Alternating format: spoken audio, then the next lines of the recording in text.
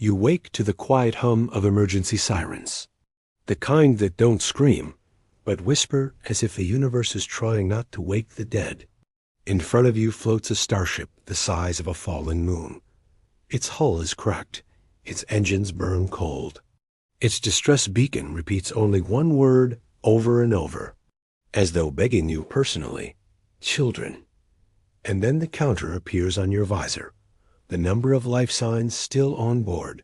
50,000, not soldiers, not colonists, not prisoners, orphans, abandoned, drifting, waiting. And every instinct you have whispers the same thing. If humanity doesn't save them, no one will. Call to action for your YouTube narration. If you want to hear how humanity responded to the most impossible rescue in galactic history, settle in, hit like so the story finds others, and let's begin. Part 1. The ship that shouldn't exist.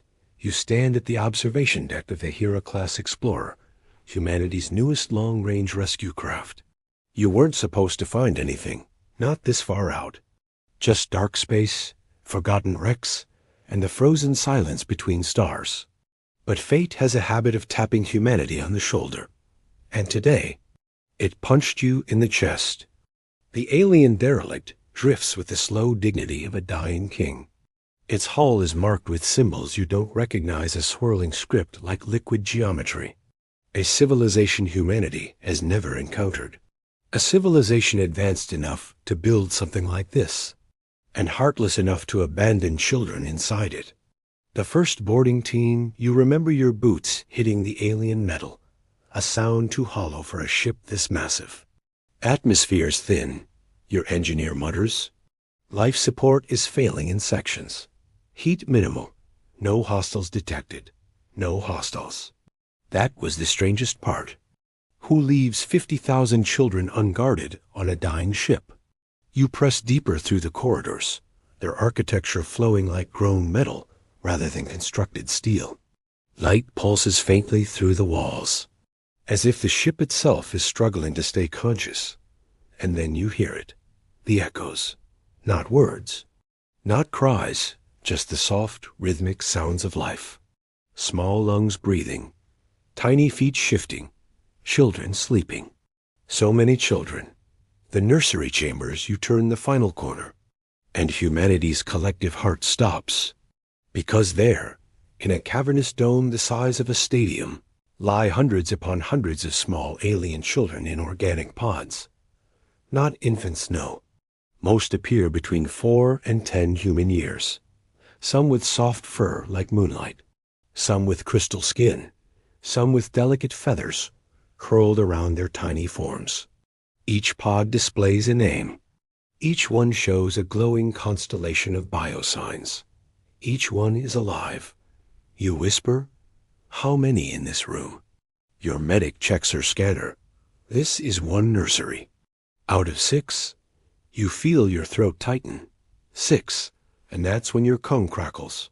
"Commander, we found a central ledger. Total count, 50,042.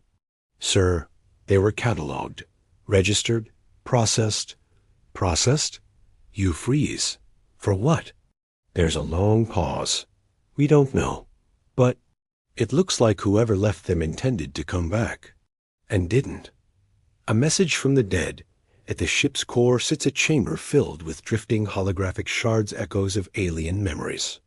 Your linguists work frantically to decode it. Finally, 1 fragment stabilizes. An alien figure appears tall, elegant, eyes shimmering with exhaustion. Their voice trembles. "If you find this message, please take them. We cannot save them. Our sun dies in 7 cycles. We launched our children to escape the fire, but the enemy struck our relief fleet. There will be no rescue now." You feel your heart sink. They weren't abandoned. They were the last hope of a dying species. The message continues. If your kind is capable of compassion, adopt them, raise them, let our light live on in your stars. And the hologram dissolves. Your crew stands in absolute silence. 50,000 orphan children. No home, no parents, no future, unless humanity gave them one. The debate that shook the ship, the moment the message ends, the arguments begin. We can't transport that many. We don't have food for thousands, let alone tens of thousands. They're aliens. What if there's a biological risk? Humanity can barely care for itself. How do we adopt 50,000 children? Your crew looks to you, waiting, expectant, scared, hopeful, because whatever happens next, you will be blamed, or you will be remembered. You draw a breath, steady and slow. We'll run full diagnostics, isolate them if needed, use every cryo bay, every cargo hold, every emergency chamber. Humanity will not abandon children. Your voice echoes through the chamber. We adopt them, all of them. You expect resistance. Instead, the room erupts into determined motion. Because humanity, when pushed into a corner, always chooses compassion, even when it hurts. The first child you wake, you approach a pod near the front. Inside is a small, feathered girl, her color soft and pale, like dawn frost. Her chest rises and falls unevenly. She's close to hypothermic collapse. You place your gloved hand against the pod. Open it. Your medic hesitates. Commander. If she reacts badly, we take the risk. The pod hisses open. Cold air washes out. The little girl shivers violently. Her eyes flutter open huge, luminous, terrified. And her first instinct is not to scream, not to flee, but to reach out and take your gloved finger in her tiny hand. A grip so soft you barely feel it, but a trust so powerful you feel it in your bones. She whispers something, a single alien word. Your translator struggles, then produces a guess. Parent. Your entire crew goes still, because in that moment, all doubts evaporate. These weren't just survivors. They were children desperate for anyone to claim them. The ship's final secret. Just as your crew begins the mass evac procedure, your engineer calls you. Commander, you need to see this. He leads you to the engine core, a chamber thrumming with fading energy. This ship wasn't built to travel, he says softly. It wasn't meant to escape fully. You frown. What do you mean? He gestures at the systems. It's designed for one trip, one launch, one drift path. Straight to the first intelligent species in range. Your blood runs cold. This ship was a message in a bottle. Your engineer nods. And Commander, something else. He highlights a dormant subsystem, a colossal energy array. This ship prepared a self-destruct sequence if we hadn't arrived in the next 30 hours. He swallows. They all would have died. The alien parents hadn't abandoned their children. They had protected them until their civilization collapsed, then set the ship on a course toward hope, and prepared to end their children's suffering rather than let them starve alone. Your chest tightens. We were just barely in time. The rescue begins. The next 20 hours are chaos. Your crew rushes room to room, waking children, wrapping them in thermal blankets, feeding them safe nutrition packs, whispering reassurances in gentle tones. Some cling to your crew immediately. Some cry. Some sit silently, staring shell-shocked at the strangers who suddenly became their future. You've never seen adults work this hard. People who haven't slept in 30 hours refuse to leave their stations. Medics collapse onto chairs, then stand back up. Even the ship's AI reroutes its entire processing capacity to life support and triage analysis. Humanity flawed, chaotic, stubborn has never looked more heroic. By hour 13, thousands of children fill your rescue bays. By hour 17, the alien life support grid collapses. You evacuate the last nursery minutes before it goes dark. By hour 19, you reach the command deck and make the final announcement. Begin departure. Prep remote detonation of the derelict. Your crew hesitates. A ship filled with memories, history, one last relic of a lost people. But you know what the alien parents wanted. Not a graveyard. A future. Detonate, you whisper. The alien ship lights up, not in violence, but in one final burst of brilliance, like a star giving its last breath. Then it disappears into dust. 50,042 children cry in the distance. But they cry in the arms of humans now. Not alone. Never again. The moment humanity changed forever, when you return to Sol, every screen on Earth lights up with the same transmission. Your battered ship. Your exhausted crew. And behind you, row after row after row of alien children. The reaction is instant. Some panic, some protest, some cheer, some fall silent in awe. But one emotion rises above all the others. Wonder. Your message to the world is simple. We found children with no future. So we gave them ours. For the first time in recorded history, every human government agrees unanimously. A decision that will alter humanity's destiny. A decision that will ignite the galaxy. A decision no species in the universe ever expected humanity to make. We adopt all 50,000.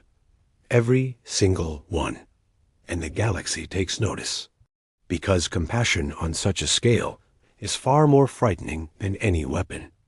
You never imagined that the hardest part of rescuing 50,000 alien children would be bringing them home. Warships? Easy. Wormholes? Manageable. The logistics of saving an entire generation? Possible. But explaining everything to 8 billion humans, and then integrating 50,000 new, fragile, traumatized lives into your world? That was a different kind of impossible. A more human kind. Yet as you stand inside the Sol Council Hall, watching the galaxy's most powerful leaders exchange nervous glances, you realize something unexpected. Humanity is not afraid. Humanity is overwhelmed, confused, panicked. Yes, but not afraid. Deep down, something ancient awakens in your species. A stubborn instinct that whispers, we take care of our young, even when they weren't ours to begin with. The first day back in Sol, when your fleet jumped into Earth orbit, the reaction was instant chaos. News drones flocked like metal birds. Every spaceport flooded with crowds staring at your battered rescue ship. People held signs, some supportive, some furious, many simply bewildered. And behind the reinforced shuttle windows, alien children huddled together, watching a world they had never imagined. You remember the first one to step onto Earth's soil. A tiny, crystalline-skinned boy with eyes like refracted sunlight. He tilted his head back, staring up at the blue sky. His hands shook. He whispered a word your translator struggled with, but the meaning was unmistakable. Home? And you caught yourself answering softly, despite the hundreds of cameras pointed at you. Yes, if you wanted to be. He pressed his forehead to your leg and didn't let go. The crowd angry moments before went silent. Some people cried. Some gasped. Some covered their mouths. Because in that moment, all arguments vanished. Children were children, and they needed someone. The political storm inside the Sol Council, the debate was brutal. Military chiefs demanded they be quarantined. Economists warned of collapse. Biohazard officers pushed for isolation. Some politicians feared cultural contamination. Others feared the aliens' unknown abilities. But then one of the children wandered into the middle of the chamber. A small girl with soft blue fur and glowing fingertips. She'd simply gotten lost. She was trembling not from fear, but hunger. You picked her up instinctively. She curled into your chest and made a soft chirping sound. She just needed food, warmth, safety, and every argument died right there. Half the officials wiped their eyes. The other half couldn't bring themselves to look away. One of the oldest council members whispered, "We cannot repeat the sins of the past. Earth knows what happens when the vulnerable are abandoned." And just like that, the galaxy's largest adoption program was approved. Not unanimously, but close. The global call for volunteers. No one expected humanity's response. Your message went out across the solar system. We need guardians, caretakers, teachers, families, and hearts willing to love children who don't look like us. Within 12 hours, 1.3 billion humans volunteered. People from every culture, every class, every age. Some applied with excitement, some with a sense of duty, some with grief having lost children of their own. Others simply said, no child should grow up without a hand to hold. The world changed overnight. Cities repurposed unused districts into temporary care centers. Medical labs raced to design food compatible with alien biology. Schools introduced new language programs. Even prisons sent letters asking if inmates could knit blankets or sew clothes for the star kids. Humanity had stumbled into its greatest moral challenge and risen to meet it with overwhelming compassion. The children's first nights on Earth, they didn't sleep well. Some woke screaming memories of a dying homeworld haunting their dreams. Some curled under blankets, afraid of open spaces. Others cried without sound, tears glowing faintly in the dark. You spent the first nights moving from room, offering a hand, a gentle voice, a presence, anything they needed. Sometimes they clung to your arm until dawn. Sometimes they just wanted to hear footsteps nearby. One night, a group of 6 feathered children surrounded your bunk and refused to leave. You let them stay. They all fell asleep holding the same blanket, as if afraid you would disappear if they released it. In the morning, one of them looked up at you and whispered, "Are we safe now?" You answered truthfully, "Yes, but safety is a journey, and humanity will walk it with you." The way their eyes softened. You will never forget it. The dark discovery, but the illusion of peace lasted only a few days. Deep inside a medical lab, scientists summoned you urgently. "Commander, we found something in their DNA." You feared the worst disease, corruption, engineered instability. But it was something else entirely. Something heartbreaking. These children were genetically modified, the chief biologist explained. You frowned. For what purpose? She swallowed. To survive. Without adults. A chill runs down your spine. Their immune systems were reinforced. Their metabolism slowed during starvation. Their neural pathways adapted easily to new languages. They healed too fast. They were biologically optimized for resilience. Not naturally, deliberately. Why would their creators do this? You whisper. The biologist hesitates. We think their parents knew their planet was dying. They wanted their children to survive anything, even without them. You look through the glass at dozens of small kids drawing with crayons donated by Earth schools. Parents who knew they would never live to see their children grow. Parents who engineered hope into their genetics. You feel something tighten inside you, a mixture of sorrow, admiration, and fury at the cruelty of fate. We honor their parents by ensuring none of them face the future alone, you say quietly. Your voice echoes in the sterile room. Everyone nods. The child who wouldn't speak of all 50,000, one troubled you the most. A young boy found in the ship's last chamber. He never cried, never played, never spoke. He simply sat curled in corners, eyes unfocused, refusing any comfort. Doctors found nothing wrong with him physically, but mentally. Something was broken. One evening you sit beside him quietly, giving him your presence without pressure. Minutes pass. Then an hour. Finally barely audible, he whispers, "They didn't make it." Your breath catches. He remembers. Unlike many others, he remembers the final day, the screaming skies, the burning world, the moment his parents placed him in a pod. They said they would follow, he murmurs. But they knew they wouldn't. He begins to cry soundlessly, tears sliding down cheeks that shimmer like liquid glass. You shouldn't hold him without consent, but you do anyway, and he doesn't resist. He buries his head in your chest, trembling, You don't offer promises. Just presence.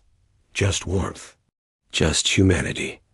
And as the night deepens, he falls asleep for the first time since the rescue. The galactic reaction, humanity's sudden compassion, did something no one expected. It terrified the galaxy. First contact envoys arrived in haste, some congratulating humanity, others observing nervously, a few openly accusing you of strategic manipulation. Why save them? One ambassador demands. No species commits to 50,000 foreign young without motive. You smile thinly. You wouldn't understand, because they wouldn't. Most known species only protected their own kind, often at the expense of others.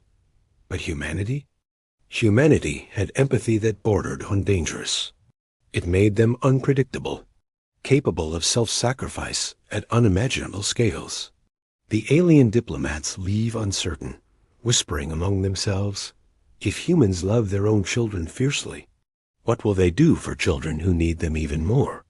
The reveal of the dying species weeks later, your linguists decode new fragments from the derelict's memory shards. You gather your team. The hologram activates. It shows the same alien figure you saw before, but this time, they're not explaining. They're singing. Not a lullaby. A farewell hymn. You watch as entire cities burn beneath a collapsing star. Parents lead their children to the launch vessels. Some smile through tears. Some press their foreheads together in final blessings. Some whisper promises they know they will not keep. The last message chills you. If our children live, then a part of us lives, not through blood, through love. Give them a home. And you carry our legacy into eternity. Your crew is silent. No one breathes. No one speaks. Because it becomes clear that the children aren't just orphans. They are the last members of an entire species. 50,000 survivors of billions. A weight settles onto your shoulders, heavier than any battlefield command. Their future is your responsibility now. And humanity's future is tied to theirs. The secret organization who disagrees peace never lasts. Not on Earth. Not anywhere. One night, alarms blare across the care facility. Infiltration detected. You race to the hallways just as a group of masked figures retreats, leaving behind 2 unconscious guards. Their emblem is unfamiliar, but their message, left scratched into the wall with a laser knife, is unmistakable. Earth for humanity.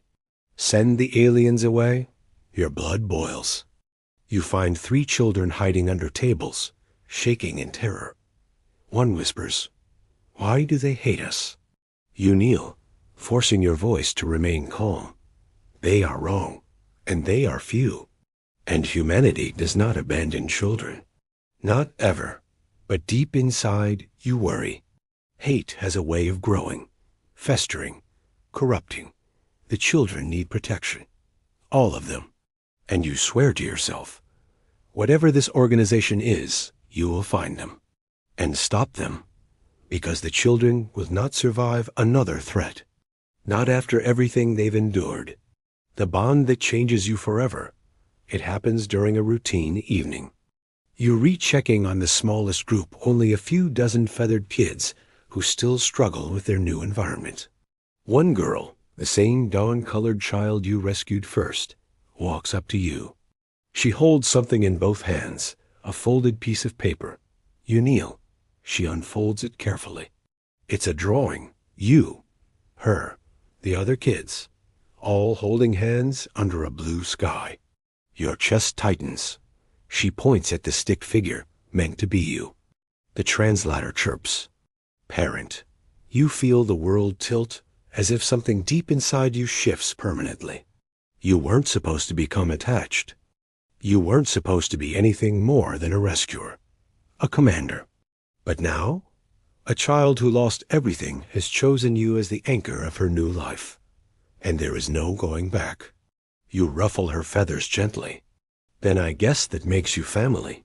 Her wings flutter in delight. And in that moment, you understand. This mission stopped being political, stopped being strategic, stopped being humanitarian. This became personal. The shadow of what's coming that night. As the facility settles into sleep, you review intel from deep space probes. Something is wrong. The star that destroyed their homeworld?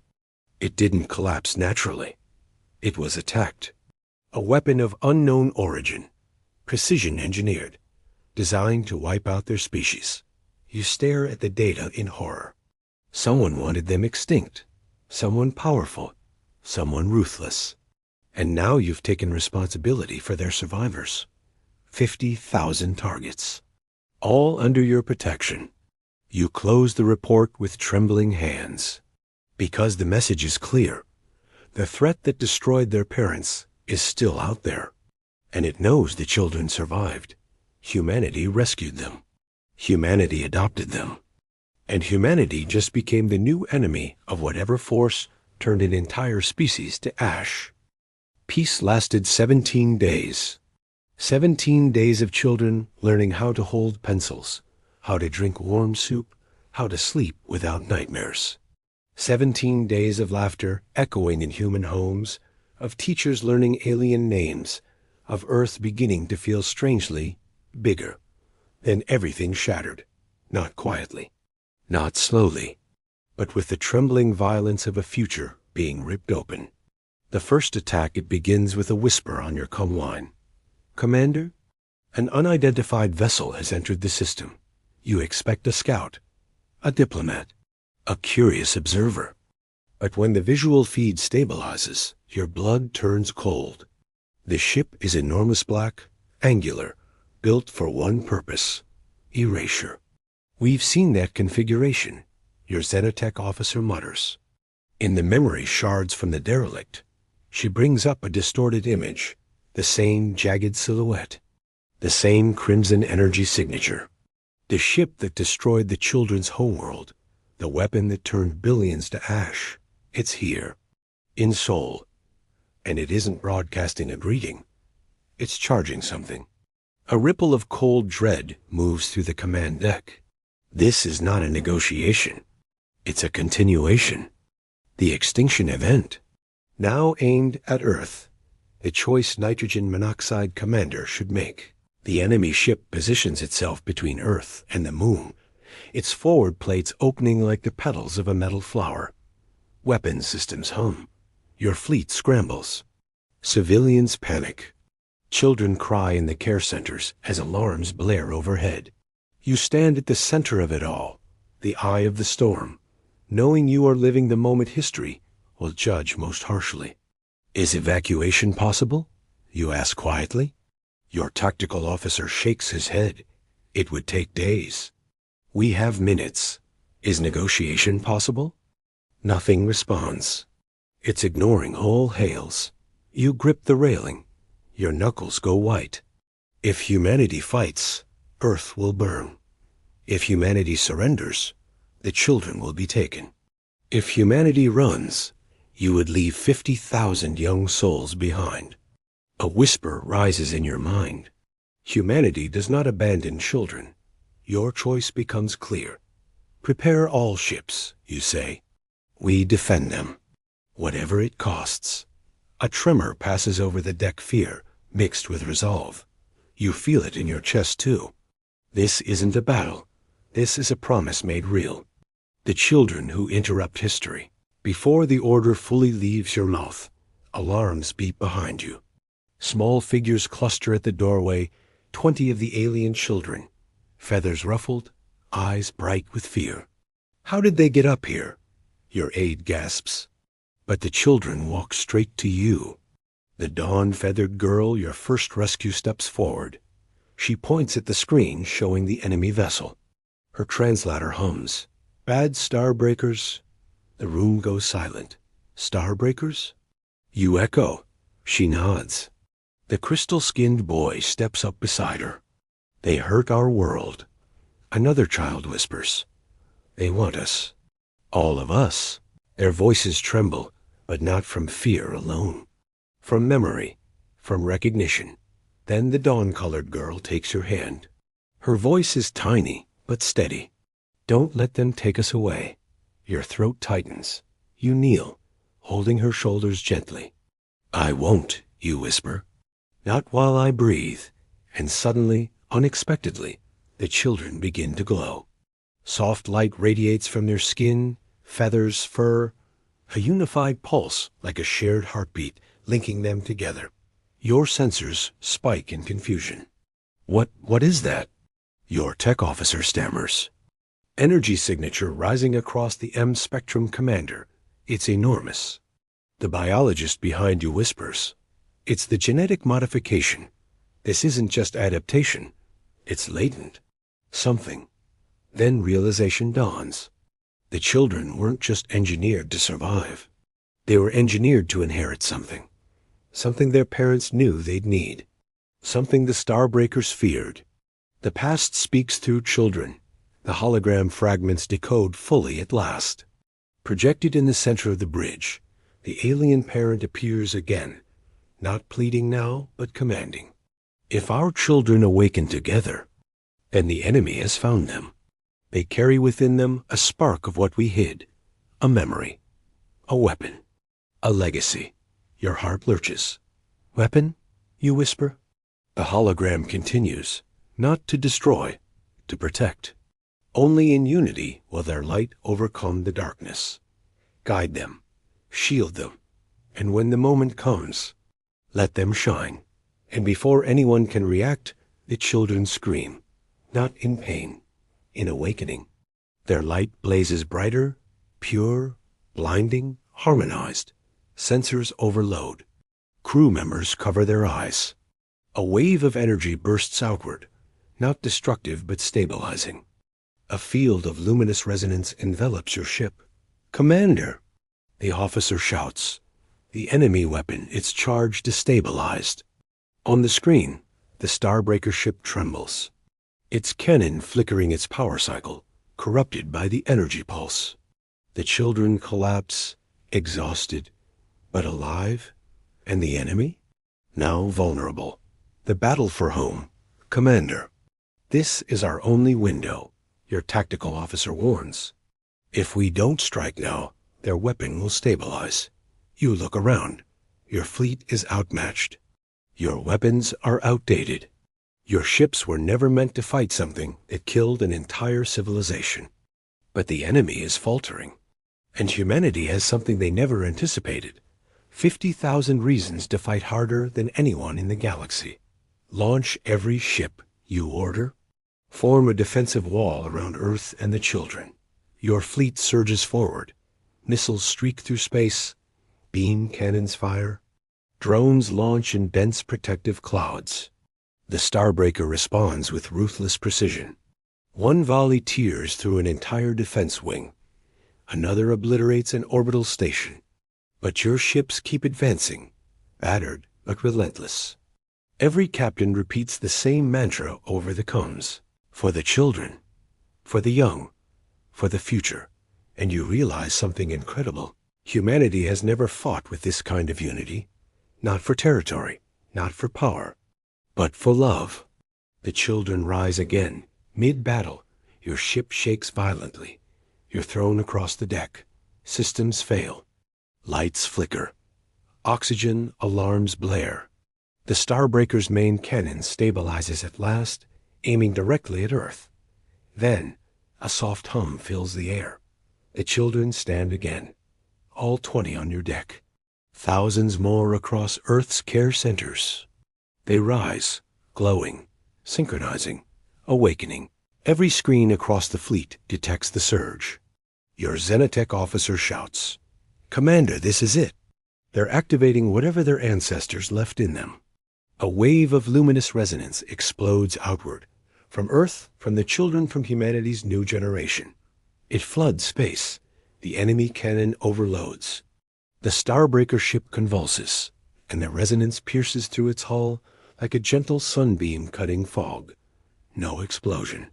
No fire. Just silence. The ship goes still. Its lights dim. Its weapons power down. Your sensors confirm what your eyes see. The Starbreaker is disabled, completely. The children collapse again, but this time into peaceful sleep. Their work is done. The aftermath, you approach the enemy vessel cautiously. A boarding team cuts through the hall. Inside, you find something shocking. The crew is gone, evaporated, not by your attack, by fear. Every station abandoned, every chamber empty. Your Zenib psychologist studies the data left behind. These beings preyed on weaker civilizations, she says quietly. But they weren't prepared for one thing. You raise an eyebrow. For what? Children they thought would die. Finding a species willing to die for them. She closes the report. They didn't fear the children. They feared humanity. The decision that defines an era. Weeks pass. Earth heals. The children recover. You sleep once every 2 days, if that. But today is different. Today the Soul Council votes on the new status of the starborn children. Foster programs? Citizenship? Integration? Relocation? The hall is filled with murmurs until the council head speaks. These young ones are the last of their kind. They carry the legacy of a lost civilization. But they also carry something else now. His gaze moves to you. Humanity. Then he declares, we recognize the 50,000 star children as full citizens of the Soul Union. They will grow here, learn here, live here, and when they come of age, they will choose whether to walk among the stars as the last of their people or as children of Earth. Applause erupts, thunderous, overwhelming. You feel a small hand slip into yours. The dawn-feathered girl. Her translator chirps. Do we belong? You smile. More than you know. The new dawn years pass. Not many. Just enough for hope to grow roots. The children learn languages, cultures, music, mathematics, art. Some join human families. Some remain in community homes built just for them. Some travel to the stars with you on peace missions. The galaxy watches them with awe and fear and respect, because these children carry within them the memory of a civilization that refused to let them die, and the love of a civilization that chose to help them live. And one evening, as you stand on a balcony watching school children, human and alien, playing together under the soft orange sunset, the dawn-feathered girl appears beside you. She's older now, taller. Her feathers shine like morning light. She looks up at you. Do you regret adopting us? You shake your head. Never. If anything, I'm grateful. She smiles gently. We are too. Then she leans against your side, not as someone seeking protection, but as someone offering it. And she whispers, we will protect humanity too, always, like you protected us. In her eyes, you see the future, bright-guarded, powerful kind. And as the sky darkens, the stars blink awake overhead. 50,000 new lights. 50,000 new chances. 50,000 reasons to believe that humanity's greatest strength was never its technology, but its heart.